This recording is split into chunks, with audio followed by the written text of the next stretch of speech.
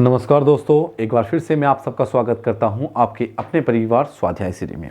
दोस्तों, जैसे कि आपको पता है कि क्लास शाम को 8 बजे होती है और ये हमारा प्रैक्टिस सेशन होता है। तो आइए शुरू करते हैं इसी के साथ आज की हमारी क्लास, जो हमारा प्रैक्टिस सेशन है। तो आपको आंसर देना है अच्छे से। मैं आपको बता दूँ कि सुबह 9 बजे हमारी क्लास होती है हिंदी की। जो थ्योरी क्लास है वो कंप्लीट हमने कोर्स कर लिया है। वहाँ पे आपको प्लेलिस्ट में वीडियो मिल जाएगी, आप लोग देख सकते हैं। ठीक है दोस्तों, प्लेलिस्ट में सारी वीडियो मैंने 2 बार हिंदी कंप्लीट कर दी है और आप लोग देख सकते हो बहुत अच्छे से कंप्लीट कराई गई है।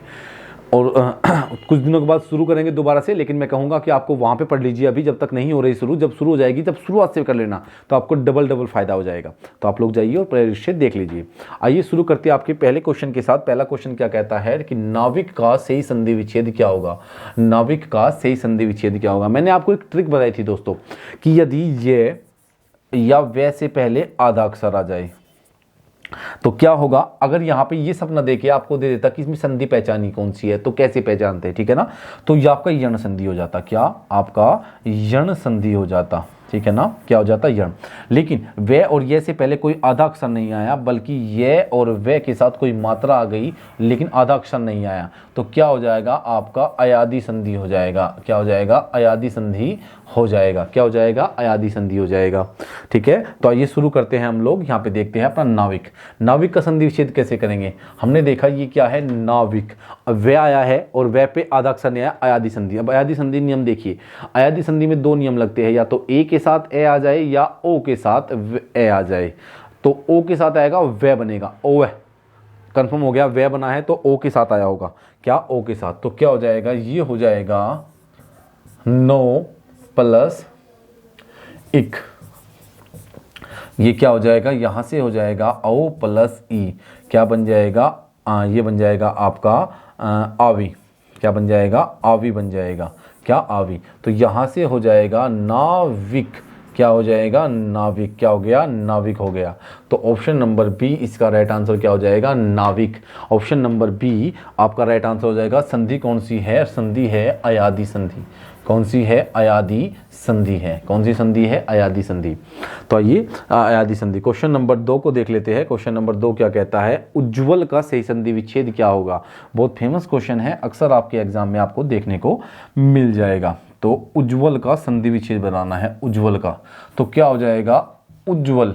मैंने बताया था कि आपको पहले तो पता है इसमें कौन सी संधि है। संधि की अगर बात करता हूं तो संधि होगी इसमें आपका व्यंजन। कौन सी होगी, व्यंजन संधि, क्योंकि जय के साथ आधा जय आया है और नियम कहता है कि यदि तय का मेल के भी जय से हो जाए तो क्या बन जाएगा, आपका तय का भी जय बन जाएगा। तो क्या बन जाएगा, उज्ज्वल। क्या बन जाएगा, उज्ज्वल बन जाता है। क्या बन जाता है, उज्ज्वल। क्या बन जाता है, उज्ज्वल बन जाता है। तो देखिए उत + ज्वल। तो क्या ऑप्शन नंबर ए इसका राइट आंसर क्या हो जाएगा, उत + ज्वल व्यंजन संधि का ये एग्जाम्पल हो जाता है। क्वेश्चन नंबर 3 को देखते हैं। दिगंबर का सही संधि विच्छेद आपको बताना है। दिगंबर दिगंबर, इसमें नियम कौन सा लगता है, संधि कौन सी है, आपको ये बताना है। पहले संधि की अगर बात करूं तो ये भी कौन सी संधि है, ये भी आपकी व्यंजन संधि है। कौन सी, व्यंजन।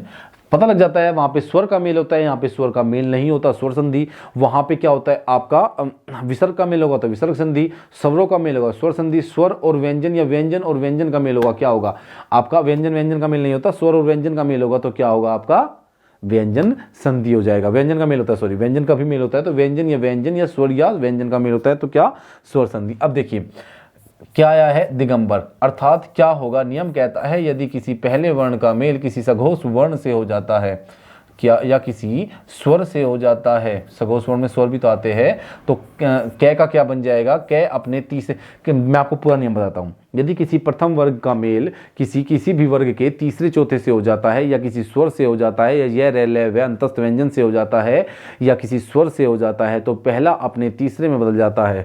तो कै का क्या बन गया, कै का गे बन गया।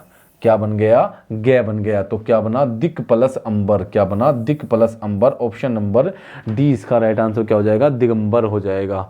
ऑप्शन नंबर डी 3 का राइट आंसर हो जाएगा। निम्नलिखित में से शुद्ध वाक्य का चयन कीजिए। निम्नलिखित में से शुद्ध वाक्य का चयन कीजिए, कि निम्नलिखित में से शुद्ध वाक्य का चयन कीजिए। चिड़िया ने दनादन 5 दाना चुग गई। चिड़िया दनादन पांचों दाने चुग गई। चिड़िया दनादन 5 दाना चुग लिए चिड़िया दनादन 5 दाना चुग गई। क्या किया?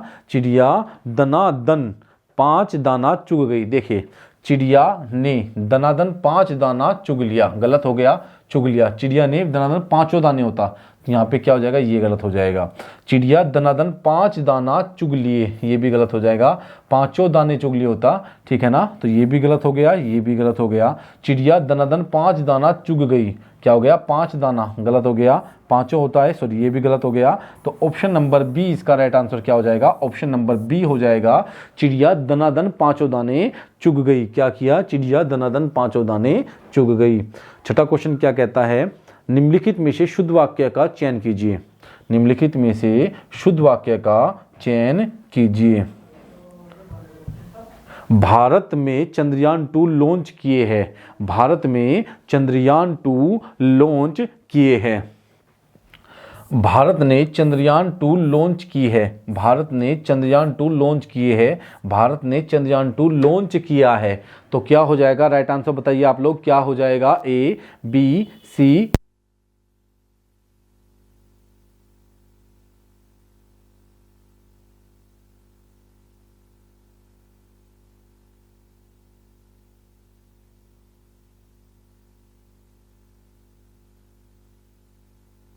आइए तो देखते हैं हम लोग कि चिड़िया सॉरी भारत ने, इसमें राइट आंसर क्या हो जाएगा? भारत ने चंद्रयान 2 लॉन्च किए हैं। क्या किए हैं होगा? तो गलत हो जाएगा ये। भारत ने चंद्रयान 2 लॉन्च की है का क्या है? गलत हो गया ये, ठीक है। भारत ने चंद्रयान 2 लॉन्च किए हैं, बिल्कुल वही हो गया, ये भी गलत हो गया। भारत ने चंद्रयान 2 लॉन्च किया है। क्या किया है? भारत ने चंद्रयान 2 लॉन्च किया है। तो ऑप्शन नंबर डी 5वें क्वेश्चन का राइट आंसर हो जाएगा। अब बात करते हैं छठे क्वेश्चन की। निम्नलिखित में से शुद्ध वाक्य का चयन कीजिए। किसका? शुद्ध वाक्य का चयन करना है आपको इसमें। बत्तखों का झुंड पानी में तैर रहा था। क्या कर रहा था? कि बत्तखों का झुंड पानी में तैर रहा था। बत्तखों के झुंड पानी में तैर रहा था। बत्तखों का झुंड पानी में तैर रहे थे। बत्तखों का झुंड पानी में तैरते थे। चलिए देखते हैं इसमें गलत क्या है, हर एक वाक्य में गलत क्या है। बत्तखों का झुंड पानी में तैर रहा था। बत्तखों के झुंड, गलत हो गया, ये गलत हो गया। बत्तखों का झुंड पानी में तैर रहे थे, तो ये गलत हो गया, तो ये भी गलत हो गया। बत्तखों का झुंड पानी में तैरते थे, तो ये भी गलत हो गया, तो इसकी वजह से ये भी गलत हो गया। तो क्या बचा? ऑप्शन नंबर ए हो जाएगा। ऑप्शन नंबर ए हो जाएगा। ऑप्शन नंबर ए इसका राइट आंसर हो जाएगा। छठे क्वेश्चन का right answer option number A हो जाएगा। अब बात करते हैं 7वें नंबर के क्वेश्चन की। निम्नलिखित में से शुद्ध वाक्य का चयन कीजिए। ठीक है, बताइए, शुद्ध वाक्य का चयन करना है। शुद्ध वाक्य का आपको इसमें चयन करना है। नदियों के पानियों से, सीधा आंसर देखते हैं, ठीक है, मैं आंसर बताता हूं, गलती भी आप लोगों को ढूंढनी है, ठीक है। नदियों के पानियों से सिंचाई की जाती है, गलत हो गया, पानियों, क्या हो गया? पानियों की वजह से ये पूरा ही गलत हो जाता है। नदियों के पानियों से, ये भी गलत हो गया, पानियों से, ठीक है, ये भी गलत हो गया। नदियों के पानी से सिंचाइयां की जाती है, सिंचाइयां गलत हो गया, तो ये भी गलत हो गया। नदियों के पानी से सिंचाई की जाती है, क्या की जाती है? नदियों के पानी से सिंचाई की जाती है। Option number D right answer हो जाता है। 7वें क्वेश्चन का क्या हो जाता है? राइट आंसर डी हो जाता है, नदियों के पानी से सिंचाई की जाती है। आदमी बनना मुहावरे का उपयुक्त अर्थ क्या है? 8वां क्वेश्चन क्या कहता है कि आदमी बनना मुहावरे का उपयुक्त अर्थ क्या है? बताइए कि आदमी बनना, क्या बनना? आदमी बनना। किसी अन्य जीव का आदमी में परिवर्तन होना, नहीं, गलत हो गया। आदमी जैसा दिखना, ठीक है। अच्छा व्यवहार सीखना, कृत्रिम ढंग से आदमी के प्रतिरूप बनना। तो क्या हो गया? राइट आंसर बताइए आपका क्या हो जाएगा? राइट आंसर क्या हो जाएगा? बताइए, ए, बी, सी या फिर डी, क्या हो जाएगा? बताइए आप लोग। तो अच्छा व्यवहार सीखना क्या होता है? आदमी बनना होता है। कहते हैं ना कि आदमी बन जा, कहते हैं ना कि आदमी बन जा, अच्छा व्यवहार सीख ले, क्या हो गया? Option number C right answer हो जाएगा। 9th नंबर क्वेश्चन की बात करते हैं या 9वें क्वेश्चन की बात करते हैं। आंख खुलना, क्या हो गया? आंख खुलना मुहावरे का उचित अर्थ क्या हो जाएगा? क्या खुलना? आंख खुलना। ज्ञान होना, भ्रम में पड़ना, आंख किरकिराना या लज्जा दूर होना। आंख खुलना मुहावरे का उचित अर्थ क्या होगा? ज्ञान होना, भ्रम में पड़ना, आंख किरकिराना या फिर लज्जा दूर होना। तो क्या हो जाएगा बताइए? ए, बी, सी या फिर डी? क्या हो जाएगा? ज्ञान होना इसका सही अर्थ हो जाएगा। क्या होगा? ज्ञान होना इस मुहावरे का सही अर्थ हो जाएगा। आंख खुलना अर्थात ज्ञान होना। अब बात करते हैं 10वें क्वेश्चन की। नेकी कर दरिया में डाल लोकोक्तियों का उपयुक्त अर्थ है। नेकी कर और दरिया में डाल, सही बात है भाई नेकी कर और दरिया में डाल, इसका सही अर्थ क्या है? नेकी कर दरिया में डाल। मदद करके मदद की उम्मीद करना। क्या करना? मदद करके मदद की उम्मीद करना या फिर परोपकार करके परोपकार की बात को भूल जाना। सी क्या कहता है? घृणा के बदले प्रेम करना, कष्ट सहकर परोपकार करना। तो आंसर दीजिए क्या हो जाएगा आपके अनुसार? इसका राइट आंसर क्या होना चाहिए? देखिए, नेकी कर दरिया में डाल। जब हम छोटे छोटे थे तो एक सीरियल आता था, एक नाटक आता था, हातिम ताई आता था ना, उसमें अक्सर कहा जाता, उसमें 7 सवाल उसको दिए गए थे, 7 सवाल, और 7 सवाल में से एक सवाल था नेकी कर और दरिया में डाल। क्या कर? नेकी कर और दरिया में डाल। ऐसे लोग आपको बहुत कम मिलेंगे इस दुनिया में। गिने चुने बहुत कम लोग हैं जो सच में ऐसे होते हैं कि नेकी करेंगे और दरिया में डाल देंगे, अर्थात किसी की मदद करेंगे और फिर उस बात को भूल जाएंगे। उम्मीद नहीं करेंगे कि वो मुझसे मेरी भी मदद करेगा, ऐसी उम्मीद नहीं करेंगे। अक्सर मैंने ऐसे लोगों को शायद ही किसी को देखा है, लेकिन इस दुनिया में एक इंसान ऐसा है जिसके मैं नाम नहीं लेना चाहूंगा, कि जो सच में ऐसा है, जो नेकी करता है और सच में दरिया में डालता है, जो किसी से बिल्कुल उम्मीद नहीं रखता। अक्सर किसी का नाम ले दूं अगर मैं, तो शायद, है ना, अच्छा नहीं होगा कि मैं नाम लेके उसको बताऊं कि तू है ये। नहीं, मेरे मन में है ना वो इंसान। मैं जानता हूं कि ऐसे इंसान बहुत कम होते हैं, लेकिन शायद मैं खुश नसीब हूं कि वो इंसान मुझे जानता है, मेरा दोस्त है, बहुत अच्छा फ्रेंड है। ठीक है, तो आइए, कोई बात नहीं। मदद करके मदद की उम्मीद करना, बिल्कुल भी नहीं। मैंने कहा है कि मदद करता है और किसी की अपनी उम्मीद नहीं करता कि वो मेरी मदद करेगा। तो उपकार करके उपकार की बात को भूल जाना। Option number B right answer क्या हो जाएगा? ऑप्शन नंबर बी हो जाएगा। ठीक है, अब बात करते हैं चिराग तले अंधेरा। बिल्कुल सही बात है भाई, कई बार चिराग तले अंधेरा हो जाता है ना। चिराग तले अंधेरा मुहावरे का क्या अर्थ है? अपने आसपास की परवाह न करना, जहां की जरूरत हो वहीं उजाला करना, दूसरे लोगों का ध्यान रखना, निकट के दोस्त को न देख पाना। क्या? निकट के दोस्त को न देख पाना। तो क्या हो जाएगा? ऑप्शन नंबर डी, निकट के दोस्त को न देख पाना। क्या करना? चिराग तले अंधेरा। चिराग तले अंधेरे का अर्थ है निकट के दोस्त को न देख पाना। ऑप्शन नंबर डी हो जाएगा राइट आंसर। आसमान से गिरा खजूर पर अटका। क्या हुआ? आसमान से गिरा और खजूर पर अटका। भाई मुसीबत में फंस गया वो तो भयंकर। पहले तो वो आसमान से गिर ही रहा था और फिर खजूर पे भी अटक गया। ये कुड़ाड़ा काम हो गया, है ना। ऐसे कहते हैं ना अपने देहात में, अपने गांव में ऐसे बोलते हैं ना कि भाई एक तो पहले मुसीबत में था और ऊपर तक खजूर पर लटक गया, कहला मारा गया भाई, है ना। देखिए, बाधा मुक्त होना, एक नई मुसीबत में पड़ना, मुसीबत ही मुसीबत या मुसीबत में किसी का सहारा मिलना। आसमान से टपका और खजूर में अटका, एक नई मुसीबत में फंस गया। अब कुछ दोस्त कहेंगे, कुछ बच्चे कहेंगे कि मुसीबत में किसी का सहारा मिलना, बिल्कुल सहारा मिल गया भाई उसे। लेकिन एक बात तो बताओ, पहले तो वो आसमान से गिरा, खजूर पर अटक गया, और फिर नीचे गिरा, वापिस खजूर से नीचे गिरेगा। खजूर भी तो इतना ऊंचा होता है, तो वो तो फंस गया ना। अच्छी जगह गिर जाता कहीं तो बच जाता, लेकिन खजूर पे गिर के फिर वही मुसीबत हो गई। तो एक नई मुसीबत में पड़ना, ऑप्शन नंबर 20 का राइट आंसर हो जाएगा। स्वर्ग शब्द का विलोम क्या होगा? स्वर्ग, भाई स्वर्ग शब्द का विलोम क्या होगा? बैकुंठ, देवलोक, नरक या प्रधाम? क्या? परमधाम, सॉरी परमधाम। देखिए, इसमें पूछा है विलोम। विलोम भाई स्वर्ग बैकुंठ है। बैकुंठ क्या होता है? बैकुंठ है जहां पर कौन? विष्णु भगवान रहते हैं। क्या? विष्णु भगवान बैकुंठ में रहते हैं। बिल्कुल, कृष्ण रहते हैं, विष्णु रहते हैं की बात है।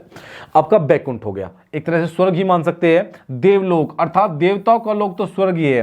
परमधाम, विष्णु जी का धाम ही परमधाम कहलाता है। लेकिन स्वर्ग का उल्टा होता है नरक, अक्सर आपने सुना होगा कि यह आदमी स्वर्ग में जाएगा और दूसरा आदमी, क्या इस आदमी ने बहुत अपराध किया है, ये नरक भोगेगा। तो क्या होता है, स्वर्ग का उल्टा होता है नरक। क्या होता है, नरक। 13वें क्वेश्चन का राइट आंसर सी हो जाएगा। राग शब्द का विलोम क्या होगा? अनुराग, विराग, आसक्त या अनुरक्त। क्या हो जाएगा आपका ऑप्शन नंबर ए, अनुराग, विराग, आसक्त या अनुरक्त। ऑप्शन नंबर ए, बी, सी या फिर डी। तो क्या हो जाएगा 14वें क्वेश्चन का राइट आंसर क्या हो जाएगा? राग शब्द का होगा विराग। क्या हो जाएगा? राग शब्द का विलोम होता है विराग होता है। क्या होता है? विराग होता है।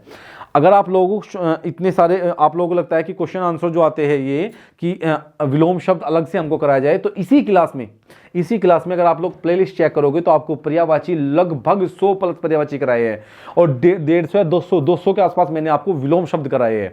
बहुत सारे विलोम शब्द और बहुत सारे पर्यायवाची मैंने कराए, आपको प्लेलिस्ट में, इसी क्लास के प्लेलिस्ट में आपको मिल जाएगी।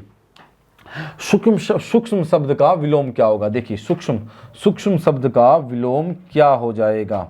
बताइए आप लोग कि सूक्ष्म शब्द का विलोम क्या हो जाएगा? स्थूल, बारीक, क्षीण, पतला। क्या होगा? सूक्ष्म शब्द का विलोम क्या हो जाएगा? बारीक होना बात एक ही है, क्षीण होना, पतला होना एक ही बात है, लेकिन सूक्ष्म शब्द का विलोम होता है आपका क्या? स्थूल। क्या होता है? स्थूल होता है। क्या होता है? स्थूल होता है। 15वें क्वेश्चन का राइट आंसर क्या हो जाएगा? आपका ए हो जाएगा। 16वें क्वेश्चन की बात करते हैं, उल्लंघन का संधि विच्छेद करिए। उल्लंघन का संधि विच्छेद करिए। देखिए आपको मैं उल्लंघन में बताता हूं कौन सी संधि है और कौन से नियम लगा हुआ है। ठीक है, देखिए उल्लंघन, अगर मैं बात करूं, मैंने इसमें कौन संधि है? इसमें व्यंजन संधि है। कौन सी है? सबसे पहले तो इसमें व्यंजन संधि है। अगर संधि को आपको समझना है तो सबसे पहले उसके नियम समझ जाइए, संधि उंगली पे हो जाएगी। इतने आसान संधि के नियम होते हैं कि एक बार बैठ के पढ़िए तो सही। हर एक शब्द का एक नियम है अलग अलग से, मतलब एक एक बात का एक नियम बना रखा है। बहुत आसान होती है संधि। देखिए कैसे, अगर मैं बताऊं तो उल्लंघन सबसे आसान है। ये क्या होगा आपका? जो ये आधा लय है, अगर मैं नियम की बात करूं तो ये तय होगा, उत। क्या? ठीक है, उत प्लस लंघन। सबसे बड़ी बात तो मैंने आपको बताई हुई है कि आपको जो जब किसी शब्द के नीचे आपका हलंत आ जाए, इनमें जिसकी हलंत है ये सब आपके क्या है? आपके व्यंजन संधि है। सबसे पहले तो आंसर यही पता चल जाएगा उल्लंघन का संधि विच्छेद कैसे करेंगे। हमें पता है ये व्यंजन संधि है, तो पक्का इसके आंसर में आपका हलंत होगा। ये हलंत सिर्फ इसमें हलंत दिया और किसी में हलंत नहीं दिया, प्लस से पहले हलंत जरूर होगा। ठीक है, हलंत है इसका मतलब इसके साथ स्वर नहीं है। हलंत नहीं होगा तो स्वर होगा। जब ये व्यंजन संधि है तो इसमें हलंत है तो इसका मतलब स्वर नहीं है। तय संबंधी नियम कहता है कि यदि तय के साथ लय आ जाता है तो तय का भी आधा लय हो जाता है। ठीक है, तो तय के साथ लय आ गया तो तय का क्या बन जाएगा? आधा लय बन जाएगा। और सब ऐसा ही, तो तय का आधा लय बन गया तो क्या बना? उल्लंघन। क्या बना? उल्लंघन बन जाता है। तो ऑप्शन नंबर बी इसका राइट आंसर हो जाता है। बन गया ना उल्लंघन। ये सारे नियम बहुत मतलब आसान लैंग्वेज में मैंने आपको लिखवाए हुए हैं। आप लोग जाइए और देखिए अच्छे से। सुबह 9 वाली क्लास में हमने सारे टॉपिक क्लियर कर लिए हैं अपने। 2 टॉपिक बचे हुए मैं आपको जल्दी ही करा दूंगा। निम्नलिखित में से शुद्ध वाक्य का चयन कीजिए। बाल पक जाना। अच्छा, शुद्ध वाक्य का चयन करना। क्या करना है इसमें? हमें शुद्ध वाक्य देखना है कि शुद्ध वाक्य कौन सा है। बाल पक जाने से कोई अनुभवी नहीं हो जाता। ठीक है, बाल पक जाने से लोग अनुभवी हो जाता है। गलत हो गया ये यहाँ की वजह से। बाल पक जाने से ही लोग अनुभवी होता है, मतलब इससे होता और कोई अनुभव नहीं है। गलत हो गया। बाल पक जाने से लोगों का अनुभव बढ़ते हैं। क्या करते हैं? बढ़ते हैं। गलत हो गया, ये भी गलत हो जाता है क्रिया की वजह से। अब क्या हुआ? बाल पक जाने से कोई अनुभवी नहीं हो जाता। क्या हो जाएगा? बाल पक जाने से कोई, बिल्कुल सही बात है भाई। किसी बच्चे के जल्दी बाल सफेद हो जाते हैं तो इसका मतलब वो अनुभवी हो गया? नहीं, इसमें थोड़ी दिक्कत है, इसलिए थोड़ा सा दिक्कत हो जाती है। ठीक है, बाल में मतलब आपको एलर्जी होगी या फिर आपको नजला हो जाएगा तो दिक्कत हो जाती है। तो 17वें क्वेश्चन का राइट आंसर क्या हो जाएगा? ऑप्शन नंबर ए हो जाएगा। निम्नलिखित में से शुद्ध वाक्य का चयन कीजिए। मतलब किसी के बाल पक जाए तो उसे बाबा जी बोलने लगे कि बाबा जी आपको अनुभव हो गया, बस अब नहीं, इससे ज्यादा कुछ भी हो सकता, आपके बाल पक गए, है ना? ऐसा नहीं होता। कृपया करके खुले पैसे दे। कृपया करके खुले पैसे दे। 18वें का आपको शुद्ध शब्द का चयन करना है। कृपया खुले पैसे देने की कृपया करे। 2 बार कृपया का कोई मतलब नहीं है, या तो ये होता या ये होता। कृपया खुले पैसे दे। कृपया खुले पैसे दे। कृपया करके खुले पैसे दे, ये करके का कोई मतलब नहीं है। आप क्रिया कृपया करके, जब कृपया हो गया तो करके का क्या मतलब है, कृपया खुले पैसे दे। इसका सही जो शुद्ध वाक्य हो जाएगा सी हो जाएगा। क्या हो जाएगा, सी हो जाएगा। बात करते हैं 19वें क्वेश्चन की। तो किनारे लगना मुहावरे का उपयुक्त अर्थ आपको बताना है। किनारे लगना वाक्य का उपयुक्त अर्थ, किसी कार्य का समाप्त होना। क्या होना, किसी कार्य का समाप्त होना, डूबने से बचना, लहरों द्वारा किसी वस्तु को किनारे फेंकना, नदी पार करने में असफल होना। क्या होना, नदी पार करने में करने में असफल होना। 19वें क्वेश्चन का राइट आंसर आपको बताना है कि किनारे लगना मुहावरे का क्या अर्थ है। क्या होना, किनारे लगना मुहावरे का अर्थ क्या है। ऑप्शन नंबर ए, बी, सी या फिर डी। तो क्या है किनारे लगने का, किसी कार्य का समाप्त होना। क्या होना भाई, कार्य पूरा हो गया अर्थात हम तो किनारे लग गए, है ना, किनारे लग गए। जैसे आपकी नौकरी लग जाएगी तो बोलोगे यार नौकरी लग गई, हम तो बस किनारे लग गए, अब फिट हो गया ना काम। 20वें क्वेश्चन की बात करते हैं। उथला शब्द का विलोम क्या होगा। उथला शब्द का विलोम क्या हो जाएगा। गहरा, छिछला, समतल, उभार। क्या हो जाएगा आपका उथला शब्द का विलोम क्या हो जाएगा। तो उथला शब्द का विलोम होगा आपका गहरा। क्या हो जाएगा, ऑप्शन नंबर ए गहरा हो जाएगा। क्या हो जाएगा, ऑप्शन नंबर ए गहरा हो जाएगा। 21वें क्वेश्चन की बात करता हूं। स्वाधीन शब्द का विलोम क्या होगा। स्वाधीन अर्थात जो स्वयं के अधीन है। क्या है, जो स्वयं के अधीन है। स्वतंत्र, स्वच्छंद, पराधीन या निरंकुश। तो ऑप्शन नंबर ए, बी, सी या फिर डी। तो बताइए क्या हो जाएगा, पराधीन। क्या हो जाएगा, पराधीन हो जाएगा। मतलब स्वाधीन का अर्थ होता है जो अपने अधीन होता है, स्वयं के अधीन होता है, और पराधीन जो दूसरों पर निर्भर करता है, जो दूसरों के अधीन होता है, दूसरों पर अपने कार्य के लिए निर्भर करता है, तो उसे क्या कहते हैं, पराधीन कहते हैं। बात करते हैं 22वें क्वेश्चन की। सन्मार्ग शब्द का विलोम क्या हो जाएगा। सन्मार्ग, सन्मार्ग शब्द का जो अर्थ होता है वो होता है अच्छा मार्ग। सन्मार्ग का होता है अच्छा मार्ग। अच्छा मार्ग क्या होगा, अच्छा मार्ग होगा। तो सहज मार्ग, सरल रास्ता, सुमार्ग, अमार्ग या कुमार्ग। क्या होगा, कुमार्ग। तो ऑप्शन नंबर ए, बी, सी या फिर डी। तो 22वें क्वेश्चन का आंसर आपको बताना है कि 22वें क्वेश्चन का आंसर क्या हो जाएगा। देखिए सन्मार्ग शब्द का जो विलोम होता है, सन्मार्ग का मतलब होता है अच्छा रास्ता, तो कुमार्ग शब्द का मतलब होता है बुरा रास्ता। क्या होता है, बुरा रास्ता या बुरा मार्ग, ठीक है ना। तो कुमार्ग पर चल गया, कहते हैं ना कि आपका बच्चा कुमार्ग पर जा रहा है, इसे सन्मार्ग पर लेकर आइए। तो क्या हो जाएगा, या सुमार्ग पर लेकर आइए, ठीक है ना। तो कुमार्ग हो जाएगा। 23वें क्वेश्चन की बात करते हैं। तो घृणा शब्द का विलोम है, बताइए घृणा जो शब्द है इसका विलोम क्या हो जाएगा। घृणा शब्द का विलोम क्या हो जाएगा। प्रेम, नफरत, पड़ताल, हिंसा। तो ऑप्शन नंबर ए, बी, सी या फिर डी। तो क्या हो जाएगा, घृणा शब्द का विलोम हो जाएगा आपका क्या, प्रेम। 23वें क्वेश्चन का राइट आंसर क्या हो जाएगा, ए, प्रेम हो जाएगा। क्या हो जाएगा, प्रेम हो जाता है। आज का लास्ट क्वेश्चन है दोस्तों, ये क्वेश्चन कई दिन से आ रहा है लगातार। 24वें नंबर क्वेश्चन मैंने 2 क्लास में करा लिया और 24वें पे रहता है, उसके लिए सॉरी, लेकिन आपको फिर भी बताना चाहिए इसका आंसर क्या हो जाएगा। ये क्वेश्चन 2 दिन से मैं करा रहा हूँ कम से कम यही क्वेश्चन, और ये आपको रट भी गया होगा। हो सकता है आपके एग्जाम में यही क्वेश्चन आ जाए। उसने कहा कि मैं घर जाऊँगा, किस तरह का वाक्य है। उसने कहा कि मैं घर जाऊँगा, किस तरह का वाक्य है। सरल वाक्य, संयुक्त वाक्य, मिश्र वाक्य या प्रश्नवाचक वाक्य।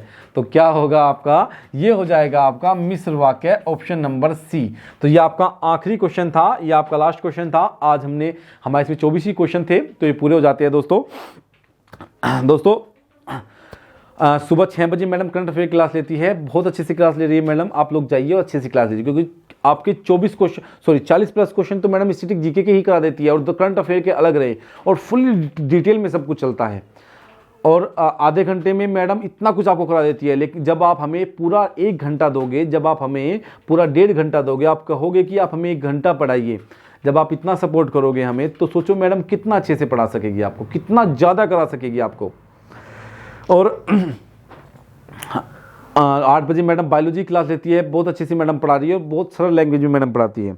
ठीक है दोस्तों। तो आप जानते हैं कि हमारी सुबह 9 बजे जो हमारी हिंदी की क्लास होती है वो हमने पूरा टॉपिक खत्म कर लिया है, अपना पूरी हिंदी को हमने खत्म कर लिया है।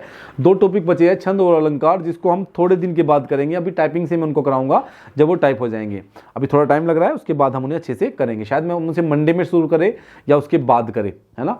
और हो सकता है कि मंडे के बाद मैं कुछ दिन के लिए बाहर जाऊँ और मेरी क्लास ना हो, तो मैडम को अच्छे से सपोर्ट करना। सुबह 6 बजे करंट अफेयर और शाम को सुबह 8 बजे बायोलॉजी क्लास। और दोस्तों हिंदी की टॉपिक वाइज क्लास हम जल्दी ही शुरू करेंगे। आप लोगों को अगर टॉपिक वाइज क्लास शुरू करेंगे उसका वेट मत करिए, अभी आप प्लेलिस्ट में जाइए, क्योंकि हमने पूरा टॉपिक खत्म कर लिया है, वहां से पढ़ना शुरू करिए। उसके बाद जब शुरू से होंगे फिर शुरू से आ जाना, ताकि आपका रिवीजन भी हो जाए अच्छी तरह से। ठीक है दोस्तों, तो आप लोग जाइए प्लेलिस्ट में देखिए। आप हमें फॉलो कर सकते हैं इंस्टाग्राम पर, ट्विटर पर, फेसबुक पर, लिंक आपको नीचे डिस्क्रिप्शन में दिया गया है। टेलीग्राम ग्रुप बना हुआ है स्वाध्याय श्री के नाम से, वहां पर जाइए, आप लोग मैसेज करिए, हम आपको पीडीएफ वहां पे प्रोवाइड करा देंगे। आप मैसेज करिए और ग्रुप ज्वाइन करिए, एकदम से आपको पीडीएफ मिलने लगेगी। तो दोस्तों आज के लिए हम इतने रखेंगे। दोस्तों आज के लिए आपका बहुत बहुत धन्यवाद।